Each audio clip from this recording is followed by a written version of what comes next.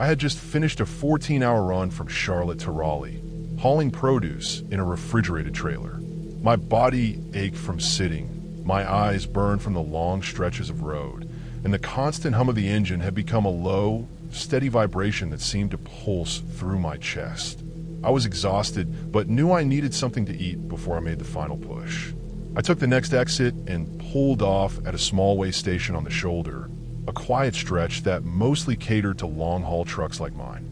The place was empty except for a few other rigs parked at angles, their owners probably grabbing snacks or trying to catch a few minutes of sleep.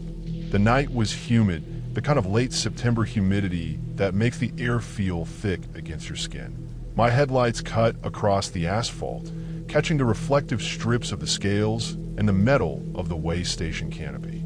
I eased my truck onto the shoulder, brakes squealing faintly against the pavement. That's when I saw it, just at the edge of the exit ramp, near a patch of overgrown grass. A dog.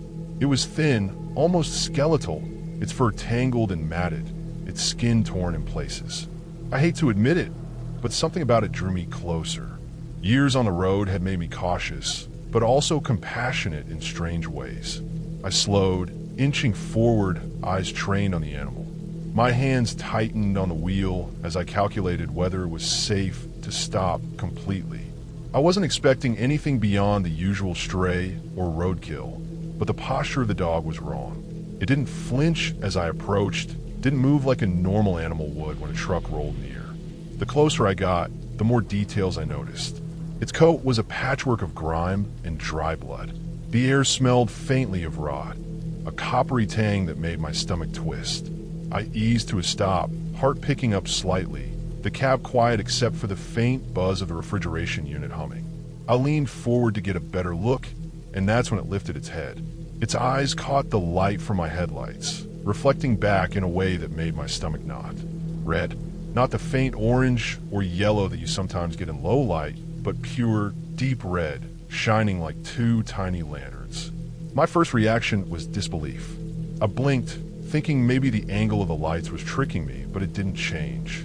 Then its jaw moved, slowly at first, then wider, stretching in a way that didn't seem physically possible. It wasn't playful or aggressive. It was deliberate, mechanical, almost like watching a puppet controlled by some invisible hand. I slammed the brakes, the tires screaming against the asphalt, and my stomach dropped as adrenaline kicked in. I fumbled to unbuckle my seatbelt, threw the door open, and ran back toward the cab, almost tripping over my own feet. I slammed the door shut and locked it, my heart pounding so hard it felt like it might break my ribs. I pressed my back to the seat, breathing fast, tried to convince myself it was a hallucination from exhaustion. My eyes stayed fixed on the exit ramp, watching for any movement, any sign that the animal, or whatever it was, might come closer. But the ramp was empty. The shadows of the grass swayed in the faint breeze, the hum of the highway distant but constant, and there was nothing. No tracks in the asphalt, no blood, no disturbed dirt. Nothing that could have indicated the dog had ever been there. I sat in that truck for what felt like hours, though it was probably 20 minutes, just trying to steady my breathing. My mind kept running through possibilities. Maybe it was a stray with some kind of disease. Maybe I had misjudged the reflection in its eyes. Maybe the wind and shadows had created the illusion of movement. Everything I considered made sense logically, but the image of it, standing still with that unnatural look, stuck with me. I didn't leave immediately. I waited, cautiously, scanning the ramp and the surrounding grass. A few other trucks were still parked down the line, drivers sleeping or wandering toward the vending machines, but none had noticed anything. I finally checked my phone, forcing myself to move slowly, looking at the ground as I walked toward the back of my cab. Nothing. No paw prints, no stains, no sign that the dog had even been alive at that moment. Eventually, I pulled out onto the highway, keeping my speed low and my eyes scanning the shoulder. My hands were still shaking, gripping the wheel too tightly, but the fog of panic slowly lifted. I tried to rationalize it one last time. Road fatigue, low light, shadows playing tricks. Maybe a carcass moved by wind had caught my headlights just right. Any explanation that fit the world I understood. I haven't taken that exit since. Even during the day, I avoid it. I drive past it now with the same caution I forgive to steep curves in the dark or patches of black ice.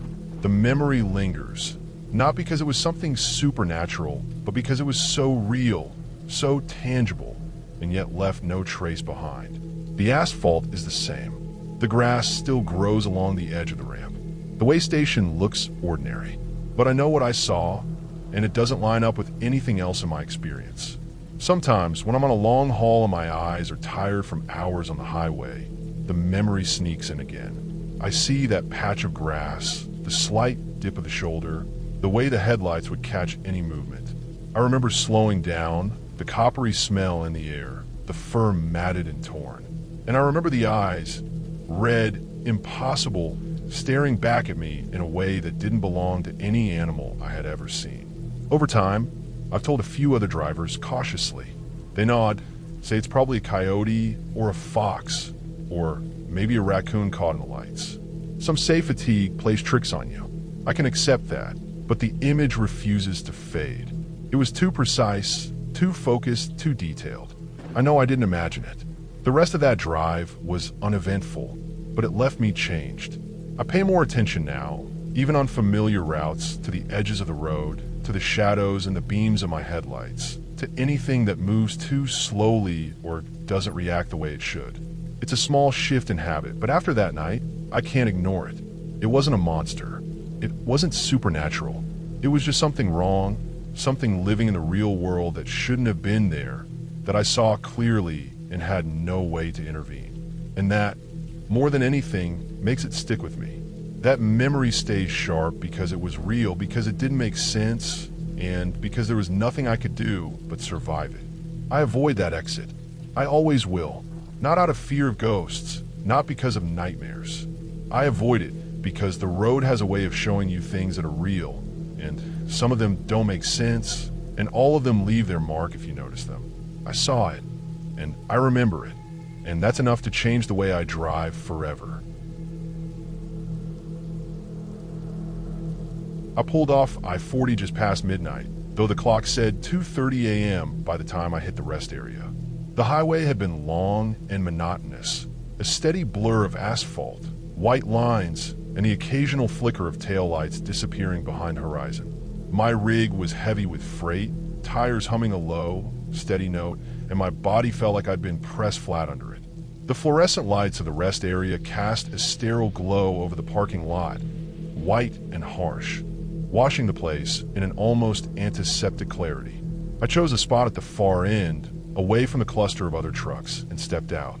The night air was damp and slightly cool for late September, carrying the faint tang of diesel and asphalt. But underneath it was something else, something sour and sharp that made me pause mid-step. It smelled like decay, the kind of smell that hits your stomach before you even see what's rotting.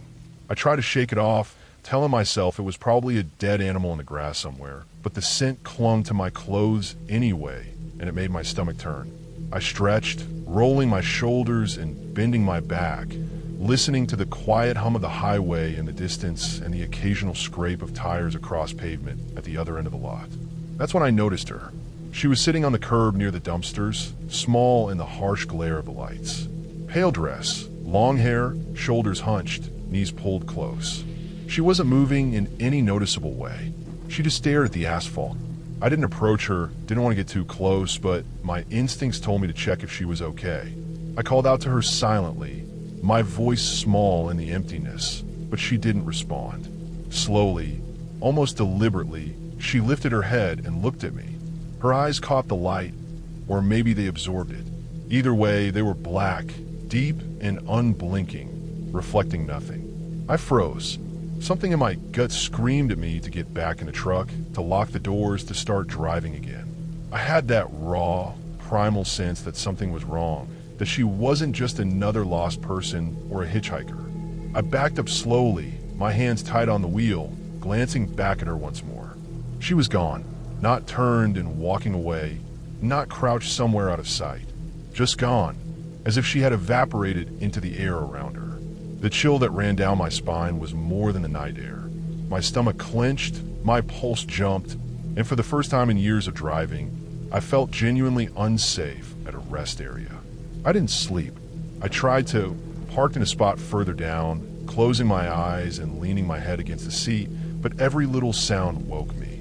The scrape of a dumpster lid, the clatter of a bottle rolling in the wind, the distant hum of an 18-wheeler's engine. It all felt amplified. My mind kept wandering back to her, trying to rationalize what I'd seen. Maybe someone was homeless. Maybe she had been hiding. Maybe I had imagined it in my exhaustion, but the memory of her eyes stayed vivid. The blackness of them, the way they seemed to bore straight through me, refused to fade. The next day, I couldn't shake it. Every time I drove past that stretch of I-40, my attention locked on that same curve of highway, that same patch of asphalt where the rest area sat. The road looked normal, mundane even, but I felt that same presence, that same sense of being watched. I tried telling myself it was just paranoia, the lingering effect of too many hours behind the wheel, too many nights alone. But the memory was too precise, too real. I went back once, a week later, during daylight. The rest area looked ordinary, banal. People sat at picnic tables, stretched their legs, poured coffee. There was no trace of her, no pale dress, no hunched figure by the dumpsters. I checked the surveillance cameras at the front, the office, anything that could confirm my memory, but no one had been recorded in that spot at all. Not a passerby, not a camper, not anyone. It was as if I had imagined the entire thing. But the smell, that smell lingered in my clothes, in the truck, in my mind. It was faint enough that I almost ignored it, but I could smell it if I inhaled deeply. It carried that same sharp, rotten note that had first made my stomach turn in the lot at night. I started asking around quietly at other stops. A couple of drivers remembered hearing about a girl seen sitting alone near the dumpsters at night. Something about people assuming she was homeless or drunk, but no one had ever gotten close enough to know her story. Some mentioned that the area had a history of missing persons, minor stories on local news that barely made print, a woman disappearing on the highway near Knoxville. Years ago, nothing conclusive, nothing official. Over time, I started paying attention to details I'd never noticed before. The empty rest stops, the way the shadows seemed to shift near dumpsters and light poles, the way the night air could carry smells from far off and settle in one spot like a warning. Driving long hours alone, those moments of silence felt heavier than they used to. I began to trust my instincts more, especially when something fell off in a place that seemed completely normal. Months later, I learned what probably happened. It wasn't supernatural. She wasn't some ghostly figure or a figment of sleep deprivation. A local article surfaced about a woman, mid-20s, last seen hitchhiking near Memphis, heading east toward Knoxville. Her body was never found. Police suspected foul play, though the case went cold quickly. The description, the timing, even the pale dress matched what I had seen. Suddenly, everything made sense, horrifyingly so. She hadn't disappeared into thin air. She had been real. She had been there in the parking lot, probably running from someone or waiting for someone, terrified, and I had driven past her at exactly the wrong time. My gut had been right, but it wasn't instinct about something supernatural. It was instinct about danger, about human desperation. I still take that stretch of I-40, but I don't stop at the rest area anymore. I slow down a little when I pass it, my eyes scanning the lot, but I don't linger. I learned to trust my senses, to notice smells, to notice shapes, to notice the tension in the air that hints at stories I'll never fully know. And I learned that the world is full of moments like that. Moments that feel unexplainable because we only see them from one angle for one instant. The memory of her eyes, black and unblinking, doesn't haunt me any more the way it did at first, but it stays in my mind as a warning. Not a warning about ghosts or something supernatural, but about human vulnerability, about how close people can come to disappearing without a trace. How quickly a life can intersect with yours for just a moment and then vanish. I tell myself that if I had been there a few minutes earlier, I might have been able to help. If I had been there a few minutes later, I might have never noticed. Life on a road is full of those fleeting intersections, and you only realize the weight of them when you stop, when the night is silent, and the smell of something sour and sharp lingers just long enough to remind you. That night changed how I drive. I stay alert in ways I didn't before. I notice the details that other drivers pass over. I park close to other rigs if I have to stop, but sometimes I take the isolated spots too, because you never know what you might see if you don't. And every time I pass that stretch of I-40, I remember her, the sharp smell in the air, the way she sat perfectly still and looked at me with eyes that didn't belong to a person who could still be alive. Not a ghost, not a monster, just a human in danger, and me lucky enough to have witnessed it, powerless to do anything about it. I tell myself I was there, that I saw it clearly, and that it was real.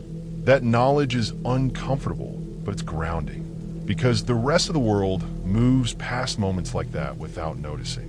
But I can't. I'll never forget the sharpness in the air, the isolation of the lot, the headlights glinting on metal, and her eyes, black and unblinking, staring at me in the dark. A real warning I almost ignored, and that, more than anything, keeps me alert on the road. The trucker's instinct never fails when it counts.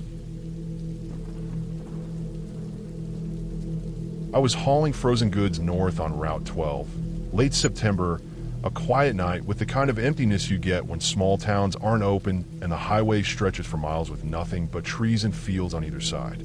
The temperature had dropped enough that frost clung to the edges of my mirrors, and the rig's tires hissed softly on wet asphalt from an earlier rain. My headlights cut a narrow path through the dark, and I could feel the steady hum of the engine through the seat, the vibration of familiar comfort after years of long drives. Fog rolled in suddenly, thick and heavy, hanging low to the ground like a damp blanket. 1 second, I could see the white lines fading into the distance. The next, they were gone, swallowed by gray that seemed to press in from all directions. I slowed the truck, heart pounding, because even with years on the road, fog had a way of making everything unpredictable.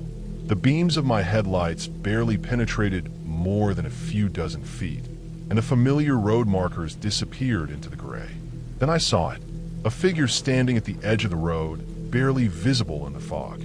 At first, I assumed it was a hitchhiker, someone foolish enough to stand out there at night. But the shape didn't look right. It was too tall, and the limbs didn't bend naturally.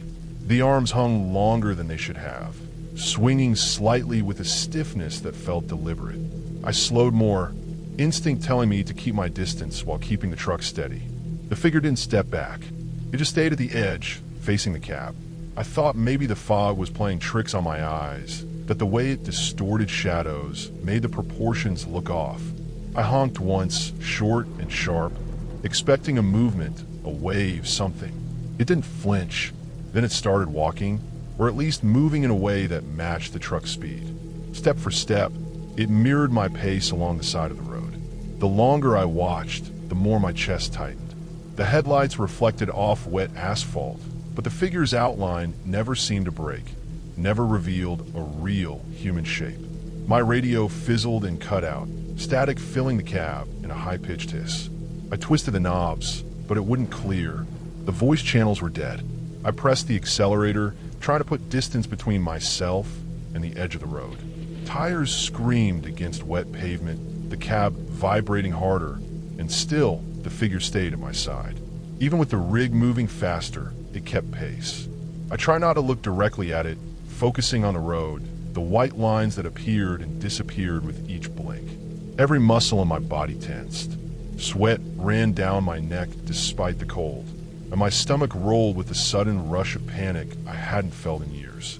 I glanced in the side mirrors, carefully trying to catch another angle, and I swear it looked like it swayed toward me, not sideways, but with an unnatural lean that shouldn't have been possible. My breath caught in my throat. I pressed the gas harder, the engine growling beneath me. The tires cut through the mist, water spraying in fine arcs, and the fog seemed to thicken immediately behind the cab. The figure stayed with me for what felt like forever, then, slowly, it disappeared.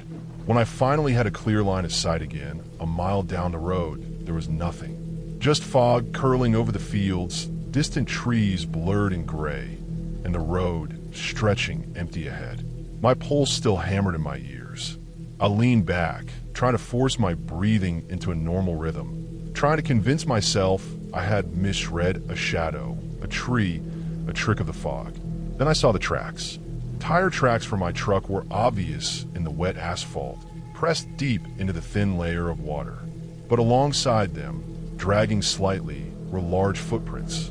Bare feet, human-sized but bigger than any adult male I knew. They weren't placed neatly. They seemed to fall in odd angles, as if whoever or whatever had walked along the truck's path had been pulled forward by momentum, almost like gravity had dragged them along. I stopped the truck a few hundred feet later and got out, leaning over to examine them. They were real impressions, deep enough to hold water in the small depressions. Nothing about them looked staged or fabricated. I checked the field edges, the ditch beside the road. Nothing. No sign of movement, no marks in the mud, no footprints leading away. Just the wet asphalt, the tire tracks, and the bare footprints that ended suddenly as the road curved out of sight. My heart still hadn't settled. I took photos with my phone, though they were grainy in the fog, and I drove the rest of the route more slowly, scanning the edges of the road at every turn. Nothing followed. Nothing appeared. The tracks didn't repeat. I tried to reason it out during the drive. Someone could have been hitchhiking, but the proportions were wrong and the pace impossible. Someone could have staged the footprints, but why wait for the fog? Why match the truck speed? Why vanish without a trace? All the rational explanations failed under the weight of what I had seen. My mind kept returning to the figure, the way it stayed exactly at the edge of the headlights, step for step with the rig. By the time I reached the loading dock, sunlight was creeping over the hills. The fog had lifted entirely, leaving the world clear and ordinary again. The dock workers noticed the tracks on the asphalt, but the conversation ended quickly, shrugged off as another trucker's exaggeration or a prank. I didn't mention the figure, didn't want to sound insane. I washed my hands of it, but the memory stayed lodged in my mind. Weeks later, I drove that route again. Daytime, clear skies. I scanned the roadside carefully, looking for any sign, and I found nothing. The fields were empty, the ditches clear. The truck tires left fresh impressions in the asphalt, but nothing matched the shape of those large, dragging footprints. It was over, physically, logically, and I was relieved, but the memory of the figure walking beside me remained. My subconscious replayed the moment. Fog thick, tires screaming, radio static, and the impossible stride of a human-shaped shadow. I finally understood it. Whatever I had seen, it wasn't supernatural. There was a rational explanation waiting somewhere. Maybe a mentally unstable person, a prank, or a combination of fog, shadows, and exhaustion. The tracks, the timing, the perfect matching of my speed. Everything could be explained by human error or coincidence, even if it didn't feel like it. The road was dangerous. The conditions were dangerous. And my mind had filled in the blanks in ways I hadn't expected. I learned to respect fog more. I slow down, even when I'm pressed for time. I pay attention to shapes at the edges of headlights. And I make mental notes of anything unusual, no matter how small. That night reminded me that the road can create illusions and that human presence can be as startling as any natural hazard if you're not careful. The memory still lingers, a warning burned into my mind. The highway is full of shadows, and even when you think you're alone, you never know who or what might be walking beside you. The tracks stayed with me, a tangible reminder that everything I had seen was real, grounded in the physical world, and yet completely unexplainable in the moment. I never saw the figure again, and the prints never appeared on that stretch of asphalt afterward. It was an anomaly, a rare collision of circumstance and perception that left a permanent mark on my understanding of the road. After that night, I drove differently, alert in ways I hadn't been before, and I never ignored a shadow at the roadside again. It wasn't about ghosts. It wasn't about monsters.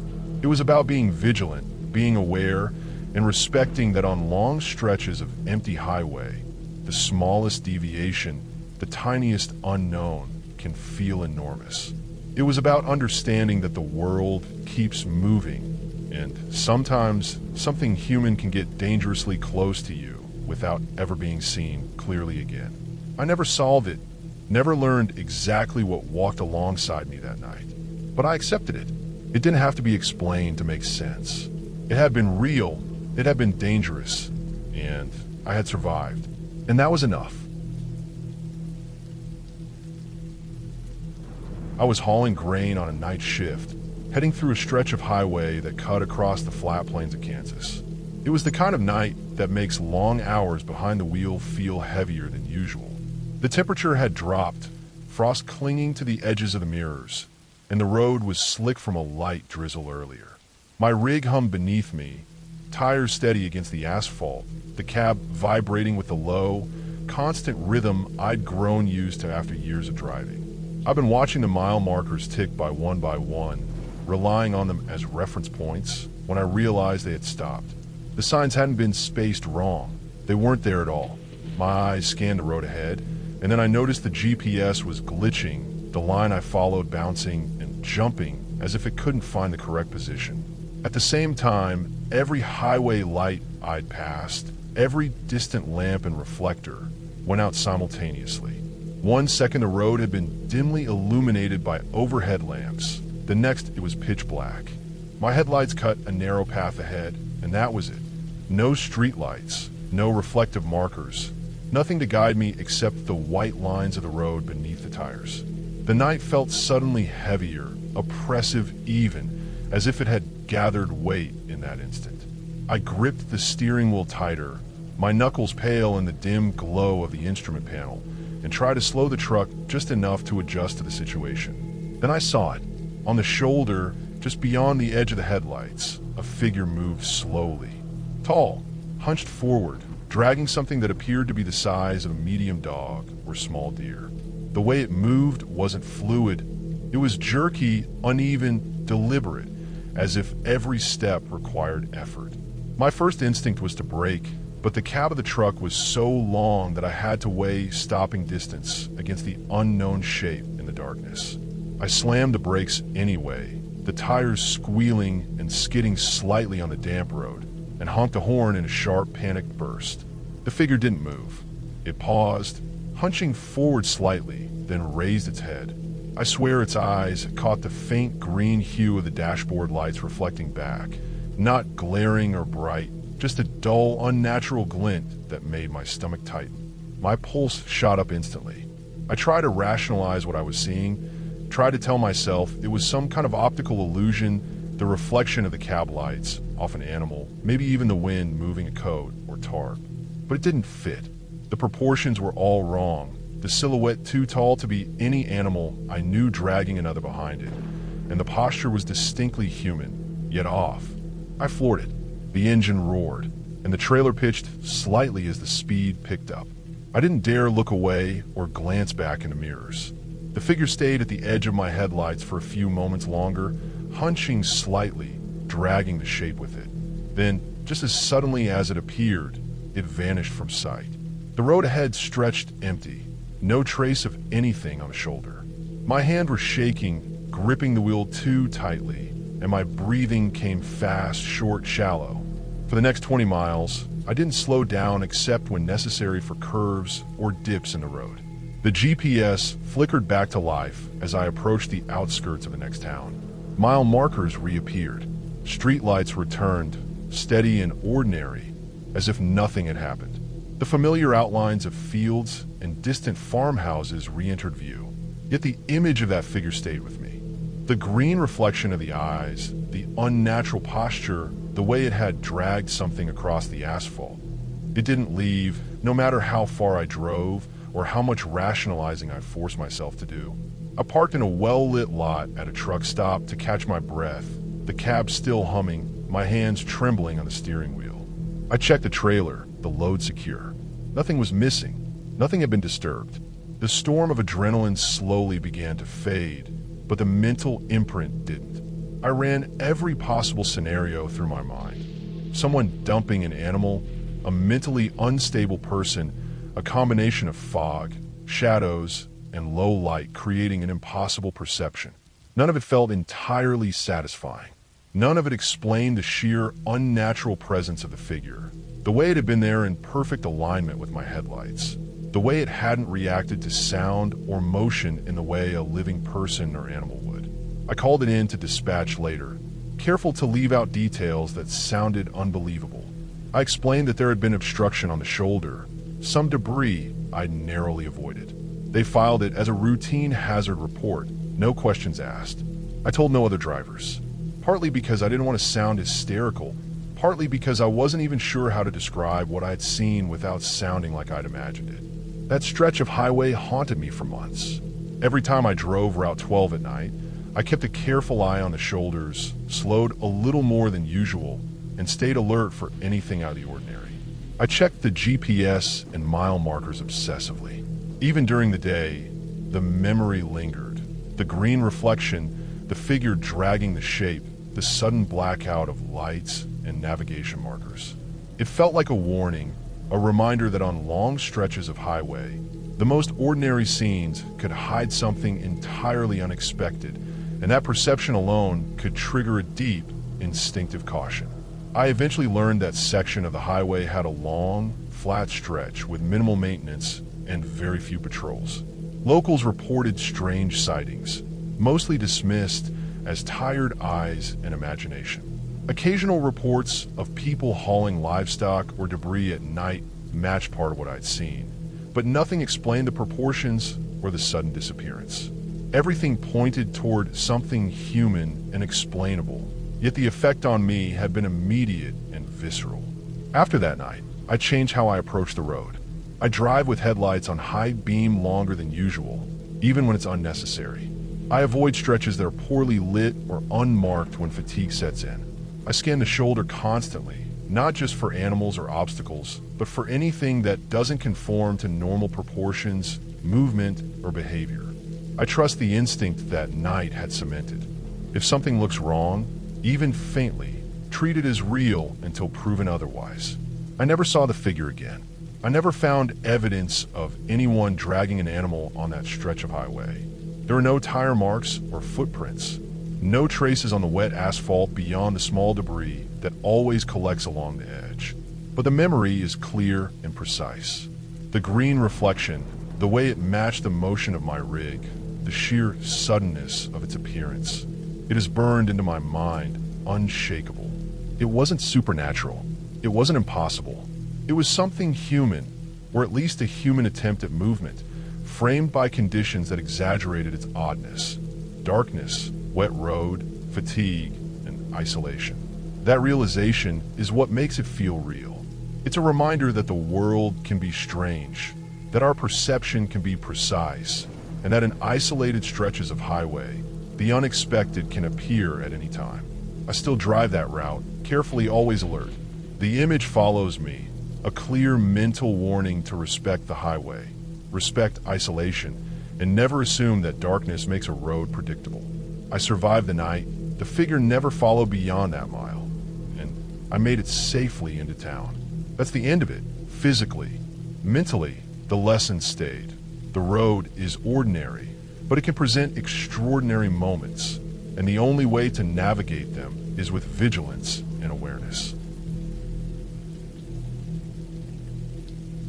I pulled off the highway just before midnight, exhausted after nearly 16 hours behind the wheel. The March wind in Kansas cut through the cab of my truck, sharp and cold, leaving my fingers stiff even under gloves. My route had been long, flat stretches of highway, with occasional towns too small to be on most maps. By the time I saw the small truck stop motel on the exit, I knew I couldn't push any farther. The neon sign was mostly dark, the paint chipped, the letters flickering weakly in one corner. I eased the rig into the parking lot, the asphalt cracked and uneven under my tires. From the outside, the motel looked closed, or at least mostly abandoned. The windows were dusty, curtains drawn, and the quiet was dense, broken only by the occasional rattle of a loose sign in the wind. One room on the second floor had a flickering light, the glow barely spilling into the empty lot. I told myself it was enough. I needed a bed, a shower, a chance to stretch out before another day on the road. Inside, the office smelled stale, like old coffee and cleaning chemicals that had long since lost their potency. I found the clerk behind the counter, a woman sitting in the shadows, her face pale under the dim ceiling light. She didn't say anything, didn't move beyond reaching for the room key. Her hand shook slightly as she slid it across the counter. There was no smile, no acknowledgement, just an unnatural stillness. I accepted the key, paid, and made my way down the narrow hallway toward the stairs. The hallway smelled worse than the office, a mix of ammonia and mildew. The carpet was worn and damp in spots, and the air hung thick with the faint chemical scent of cleaning supplies. Each step echoed against the walls. I reached my room, unlocked the door, and stepped inside. The room was small, sterile, but clean enough to be usable. The first thing that hit me was the smell, sharp, acrid ammonia, mingled with that damp mildew odor like the room hadn't seen proper ventilation in years. I set my bag down, peeled off my jacket, and tried to settle in. The bed was lumpy, the sheets thin and worn. I reached for the TV and flipped it on. Static. The picture refused to clear, the screen hissing in an endless gray pattern. I adjusted the antenna, fiddled with the knobs, but nothing worked. It was silent except for the faint hum of the heater and the occasional gust of wind rattling the window. Then I heard it, a whisper, soft and deliberate, coming from the bathroom. The words were clear, though not loud, carried across the small room in a way that made my skin crawl. "Why are you here?" I froze. My first thought was someone playing a prank, or maybe the wind shifting through the cracked vents. I couldn't rationalize it. The voice wasn't mechanical, and it wasn't coming through the TV or a radio. It was coming from inside the bathroom. My heart started to pound. My instincts told me to check, to make sure no one was hiding, but my body refused. I grabbed my bag, threw on my jacket, and left the room. I didn't lock the door, didn't stop to look back. The stairs creaked beneath my weight, each step loud in the silence. I didn't slow down until I reached the lot.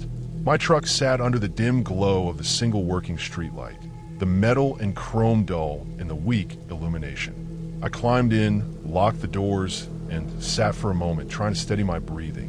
The wind whistled across the lot, rattling the side mirrors.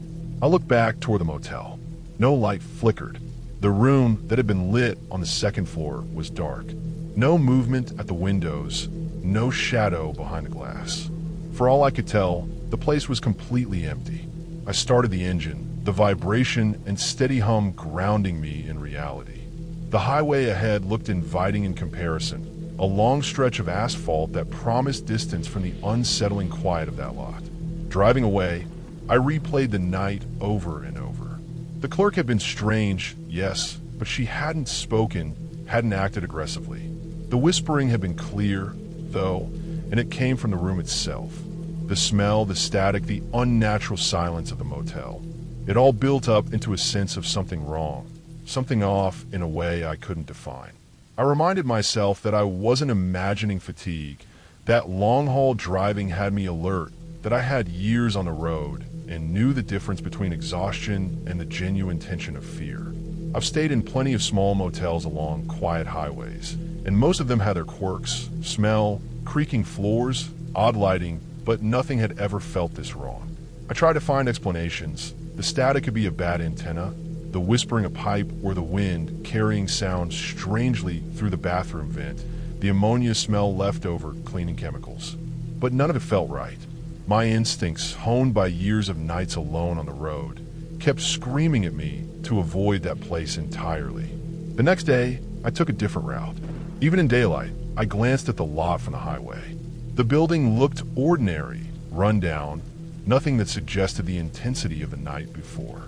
No one was around. I could see the office window, dusty and quiet, with no one sitting behind the counter.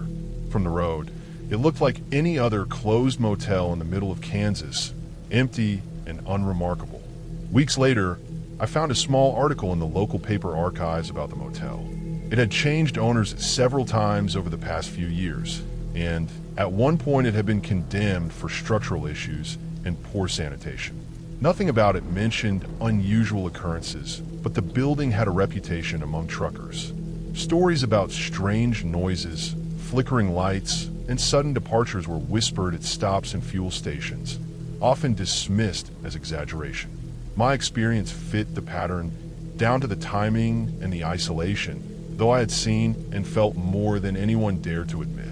I don't stay overnight at small motels along Route 12 anymore. I make the extra effort to plan my stops at truck-friendly motels with lights on, multiple trucks in the lot, and staff that move around visibly. Even when I'm running late or the cab is begging for sleep, I drive past empty or isolated motels.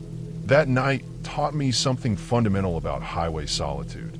A place can seem empty, harmless even, but still feel wrong in ways that no rational explanation can immediately reconcile. I never returned to that motel. I can still picture it, the flickering light in the upper window, the pale clerk's trembling hands, the smell that clung to the room like a warning. I can still hear the whisper echoing in my memory, though I never went back to listen for it again. The highway has always felt safer, predictable, and I've learned to trust that instinct. The sense that some places, some situations, should be avoided entirely, no matter how tired or pressed for time. It wasn't supernatural, wasn't monstrous. It was human perception, sharp and alert, picking up subtle signals of danger that most people overlook. I had encountered something wrong in that motel, something deeply unsettling but rooted in reality. I learned to heed those warnings, to respect the quiet tension in abandoned buildings, and to prioritize survival over convenience. That night changed how I plan stops, how I approach isolation on the road, and how much I trust my own instincts over the apparent normalcy of any place I pass. I will never take that exit again. The memory remains as clear as the lights on my dash, a lesson in caution and awareness, grounded entirely in reality, but unforgettable all the same. I was hauling a cross-state load in the dead hours, running a long, straight stretch of highway through the flatlands. The road was empty, the asphalt faintly shiny from a drizzle that had passed hours earlier. My co-driver was asleep, snoring softly, curled up on the bunk behind me. I had the CB on low, scanning channels, mostly listening to the static hum, the occasional trucker call, nothing worth responding to. I'd been driving for hours, muscles stiff, eyes dry, the highway stretching ahead like a dull ribbon under dim streetlights that appeared and disappeared in uneven intervals. I first noticed it as a crackle in the static, something that didn't belong. At first, I thought it was just interference, the usual sounds of the CB picking up distant signals. Then I heard it clearly. Someone calling my name. Marcus. Marcus. It was faint, wavering in the background of white noise, but it carried over the hum of the engine and tires. I froze for a second, hand tightening on the wheel. The first thought was someone playing a joke over the CB. Maybe a trucker with a bad sense of humor. I flicked the volume up, trying to get a better listen. The name came again, closer, sharper. It wasn't over the static now. It sounded like it was coming from all around the cab. I glanced at the sleeper. My co-driver was out cold, nothing on his end. I tried to shake it off. Maybe I was just tired, hearing things. Long stretches like this made the mind play tricks. The voice kept coming, louder, more insistent, as if it were moving closer from somewhere outside. I turned off the CB, hoping to hear nothing, but the sound didn't stop. I looked out the windows. The rain-slicked highway reflected nothing but my headlights, no other cars, no pedestrians, not even a hint of someone walking along the shoulder. The air smelled of wet asphalt and diesel, cold and metallic. My stomach sank, and the hairs on the back of my neck stood up. Then the cab shook, not a subtle vibration, but a hard, uneven rocking, like something had leaned against the truck with deliberate weight. I slammed the brakes, hazards on, and took a deep breath. I tried to steady myself, convinced it was some kind of mechanical problem, maybe the trailer shifting, but the shaking continued in short bursts. My boots hit the wet pavement as I jumped down, flashlight in hand, scanning the shoulder. Empty. No sign of anything. No tire tracks. No footprints. Only the soft hiss of the tires cooling and the distant hum of a far-off truck. I circled the rig once, shining the light under the trailer around the wheels. Nothing. The road stretched empty in both directions.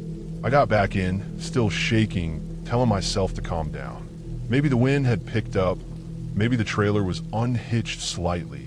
Something mundane. I checked everything. The tires, the coupling, nothing was off. The CB was silent now, dead quiet. Even the static was gone. I let out a shaky breath. trying to convince myself I was imagining it. Then I noticed the logbook. I keep on the passenger seat, open to the last page I'd signed off earlier. But this time, it was open to a page I hadn't touched. My name was written across it in neat, capital letters, exactly as I would have written it myself, but I hadn't written it. My fingers hovered over the page. The ink wasn't smeared, nothing like that. It was precise, deliberate. I sat there for a long time, staring, tried to remember if I had written it, and just didn't remember. But I had gone over my notes for the route, the hours, the load details, everything. This page wasn't touched before. My name was just there. I checked the cab, under the seats, in the sleeper around the dash. Nothing. No tools. No stray pins. No signs anyone had been there. My co-driver didn't wake. The doors were locked, the windows up. The highway remained empty outside. I drove on, careful, scanning the mirrors, staying on the middle lane, lights on high beam. My hands were tight on the wheel, eyes straining at the road, the edges of the fields dark and still. The incident with the logbook replayed in my mind, every detail over and over. The name had sounded so familiar, so precise, but there was no way anyone had been there. Not a single scratch on the truck, not a mark on the pavement, not a car in sight for miles. I tried to rationalize it. Maybe a prank. Someone had followed me, gotten out, written in the book, and vanished before I jumped out. But that made no sense. The doors lock automatically, the sleeper is at the back, and I had seen no one, heard no door slam, no movement. No tire tracks on wet pavement could vanish that cleanly. Hours passed. Dawn was starting to tint the horizon pale orange. I finally pulled into a rest stop, scanning the lot before I parked. Empty, quiet, normal. I kept the logbook in my lap this time. I went inside, got coffee, stared at the page. My name still looked the same, still neat. I asked the desk clerk if anyone had been in the lot overnight. Anyone reported strange activity. Nothing, just a few early morning travelers. Nothing unusual. I stayed as long as I could, waiting, but the sense of intrusion lingered. It wasn't fear of a person. It was the idea that someone had been in my truck without leaving any trace beyond my name in a book I knew I hadn't written in. After that, I kept a tighter grip on the logbook, even during loading and unloading. I started double-checking the locks on the cab, even at way stations. Nothing else ever happened like that again, but I never forgot how personal it felt. The truck is your space, your life on the road, and someone or something had crossed that line without a trace. The rest of the trip was uneventful. I made the delivery on time, got the empty return, nothing odd on the way back. But every time I sit in a cab alone, on a long straight stretch of road with only static and the sound of tires on asphalt, I glance at the logbook. I can't shake the memory of that page, the exact lettering of my name, so familiar and deliberate, and the knowledge that whatever had caused it had been inside my truck, close enough to shake it, but left nothing else behind. I've driven that route hundreds of times since, and I never take the CB for granted. Sometimes late at night, I hear a faint crackle in the static and I don't respond.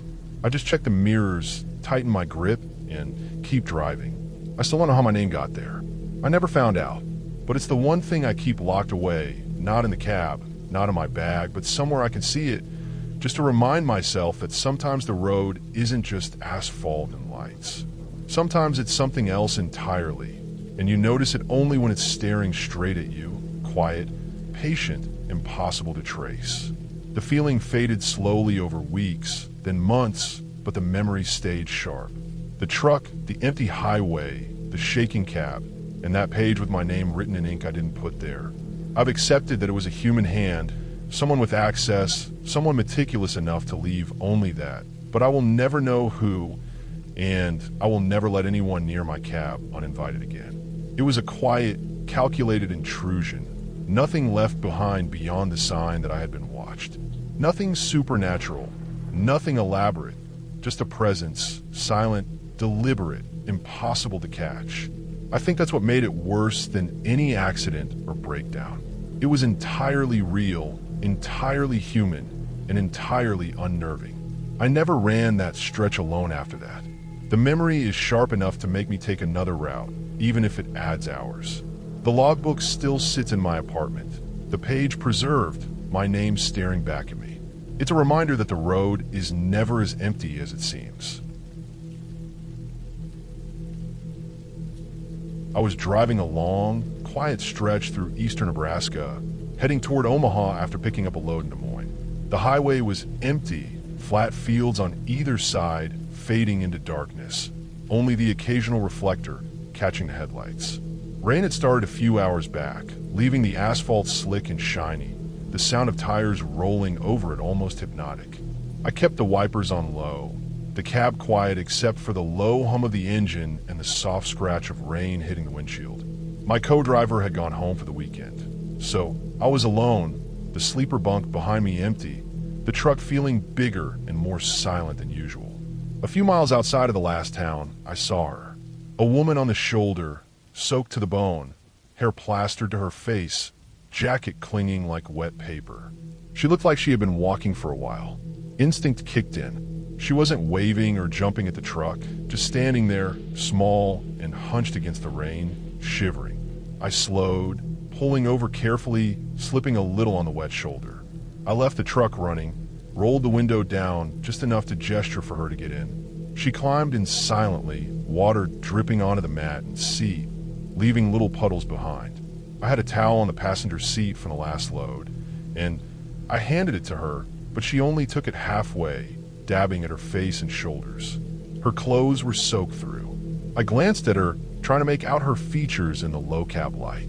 She looked normal, maybe mid-20s, thin, pale from the cold, but her eyes were distant, like she was somewhere else. I tried to focus on the road, scanning the dark horizon, keeping the truck steady on the slick lane lines. She didn't say much. Her voice, when she spoke, was barely audible, just a whisper. She told me she was headed up ahead, nothing more. That was all the guidance I got.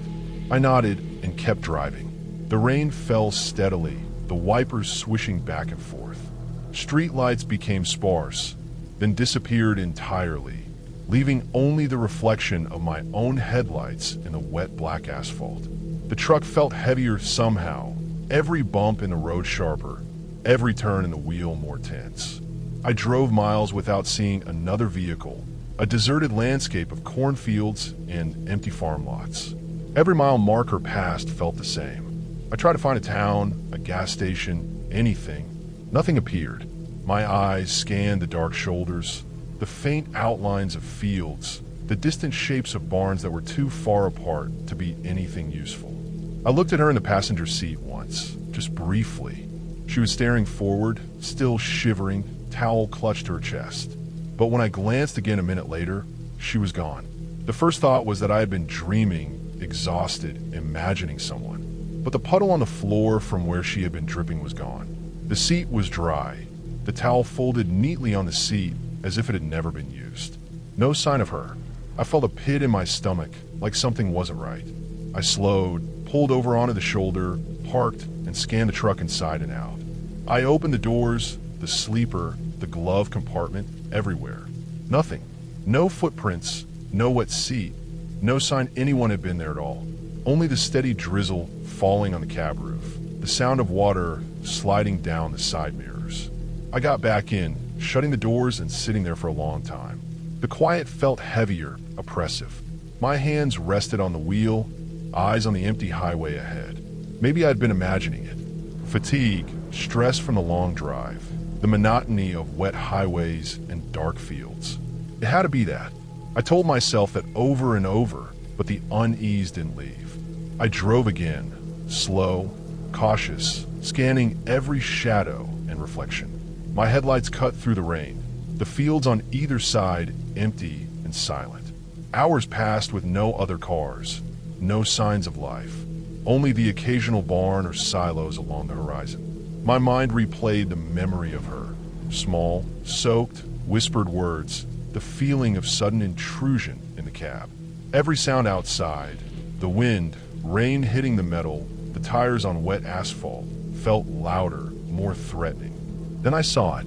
Something under the passenger seat caught my eye, a small flash of color in the dim light of the cab. I reached down, heart pounding, and pulled out a shoe. Small, feminine, soaked through muddy. One of those lightweight sneakers, the kind you see in the city, not on farm roads. I held it, looked at it, then checked around the seat again. Nothing else. No matching pair, no coat, nothing. Just that single shoe. I stopped the truck completely, parked on the shoulder, lights on, shaking slightly. I examined the shoe carefully. It was wet, dirt caked along the sole, soaked into the fabric. Whoever it belonged to had been here, had been in the truck, and had disappeared without leaving a trace beyond the shoe. It made no sense. No doors had been opened, no windows down. The cab had been locked the whole time. The only possible explanation was someone had been in the truck without me seeing them enter or exit, and had done it so cleanly that only this one shoe remained. I drove the rest of the way with the shoe on the seat next to me, holding it like evidence. I stopped at every rest area after that, checking the lot, scanning for anyone suspicious. Nothing. No signs of anyone trying to hitch a ride. No other abandoned items. No footprints in the wet gravel. I delivered the load to Omaha late in the evening, still holding the shoe, still uneasy, replaying every detail. I never picked up another hitchhiker on a dark stretch of highway after that. I stayed alert in every cab, checking seats, floorboards, the sleeper for signs of intrusion. I kept the shoe with me for months, studying it, trying to make sense of it. Eventually, I realized the only logical conclusion was that someone had hitched a ride in my truck under conditions that allowed them to vanish without a trace. Maybe a prank, maybe a desperate person, maybe just someone skilled at slipping unnoticed. Nothing supernatural, nothing elaborate. Just someone who had been there and gone, leaving only a single wet shoe behind. The memory never left me. I remember the cold rain, the empty highway, the weight of the truck when she was sitting there, and the sudden absence, leaving the cab too quiet, too empty. I remember the feeling of the shoe in my hands, heavy with water and mud, the evidence of presence that should not have been possible. I never drove that route alone at night again. Always careful, always scanning, always aware that someone, somewhere, could be close enough to touch my cab without me ever noticing. It was real, entirely human, and entirely unnerving. The highway, the cab, the rain, the distant dark fields, all of it stayed the same, but I never trusted it the same way. The shoe remains in my apartment now, a reminder that the road is never empty, that people can move through spaces unnoticed, leaving only subtle traces behind. I know what I saw, I know it happened, and I have no doubt about the shoe. Everything else, the silence, the sudden absence, the empty cab, makes sense in only one way. Someone was in my truck for reasons I'll never understand and left nothing but that single, soaked shoe behind. I was on a long run from St. Louis to Denver, hauling a refrigerated load that had to stay on a tight schedule. The sun was setting, the sky bruised purple and orange, and the highway stretched straight for miles across empty plains. I've been on the road for hours, the cab quiet except for the hum of tires on asphalt and the occasional scratch of the CB. My co-driver had gone home for the week, so I was alone, eyes tired, hands stiff on the wheel. The GPS indicated a rest stop a few miles ahead, a place I'd never seen before. When I pulled off, the first thing I noticed was how empty the area was. The pavement leading into the lot was cracked, weeds growing through the seams. Gas pumps leaned at awkward angles, rust eaten through the metal, hoses dangling. The lights that should have illuminated the lot were dead, leaving the area in near darkness, the last light of day fading behind low hills. The wind was strong, whistling across the lot, rattling the truck's mirrors, making the empty landscape feel colder than it had any right to be in early September. I debated pulling back onto the highway, but my body ached and I needed a break. I killed the engine and stepped out. The air smelled of rust and dust, a faint tang of fuel, and the cold seeped through my jacket almost instantly. My boots made a hollow clack on the cracked asphalt as I headed toward the convenience store. Its windows were grimy, broken in some spots, and the door hung slightly off its hinges. Inside, the place was trashed. Shelves were overturned, cans and bottles scattered across the floor, glass shards catching the dim light. The air was thick, stagnant, with a faint metallic smell that I couldn't place at first. As I stepped further in, my boots crunching over debris, I noticed something that made me freeze. Small handprints, smeared in a dark substance that glinted in the fading light, blood. They led from the floor near the front counter, across the tiles, toward a storage room at the back. I stopped a few feet from the threshold. The prints were small, the kind a child or young teenager would leave. Each step forward seemed deliberate, as if someone had crawled or been dragged along the floor. The trail ended at the door to the storage area, which was partially open, the darkness beyond swallowing whatever lay inside. My heart started a race, every instinct screaming at me to leave, to get back to my rig. I considered calling it in, reporting what I'd found, but my phone had no service. The highway had been sparse, the nearest town at least 20 miles back. I told myself to stay calm, try to rationalize what I was seeing. Maybe it was old, maybe the red substance was something else, paint or spilled soda, though the texture and smell told a different story. I didn't touch anything. I stepped back toward the door, my boots skidding slightly on the wet tile, and left. The truck felt like a sanctuary. Its cab was warm, the engine residual heat still in the seats, the familiar hum of the refrigeration unit a small comfort. I sat there for a long time, windows cracked for ventilation, staring at the lot in the fading light. The wind was louder now, whipping debris across the asphalt, rattling the doors and mirrors. I kept glancing back toward the building, trying to convince myself I hadn't imagined the handprints. I left before night fully fell, keeping my speed steady, scanning the road for other vehicles. The highway remained empty, the field stretching flat and unbroken, the occasional barn or silo passing in the distance. I couldn't shake the image of those prints, the way they led straight to that storage room. A week later, I was parked at a truck stop in western Kansas, grabbing coffee and checking my phone while the truck idled. A news alert caught my eye. A family of 4 reported missing, last seen along a stretch of highway matching the one I'd driven the week before. The description said they had been traveling in a small car, stopped at a rest area, and vanished. There were no signs, no witnesses, and police were still searching. My stomach dropped. Every detail lined up: the area, the empty lot, the isolated highway, the time of day. The handprints I'd seen, small and smeared in dark red, matched the size of the children reported missing. I felt a cold weight settle on my chest. I replayed the memory of the store, the overturned shelves, the way the air had smelled, the faint metallic tang I couldn't identify at the time. I reported it immediately, gave the police the GPS coordinates, and described everything I'd seen. They thanked me, said they would investigate, but the skepticism in their voices was obvious. A lot of abandoned places exist, they said, and sometimes stories get exaggerated. But I knew what I had seen. I hadn't made it up, hadn't touched anything, hadn't misread the situation. After that, I avoided unfamiliar rest stops, especially ones not on official maps.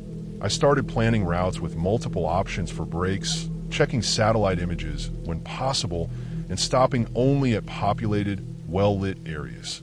The highway felt different after that day, more isolating, each stretch of empty road carrying a new weight. The missing family was never found. I followed updates when I could, each new report leaving me more unsettled, more aware of the randomness of travel and isolation. That stretch of highway remained in my mind, the image of the store and the handprints burned there, a reminder of how close something terrible can be to everyday routines. Even now, years later, I remember the wind whistling across the lot, the smell of dust and rust, the cold creeping into the cab after I left.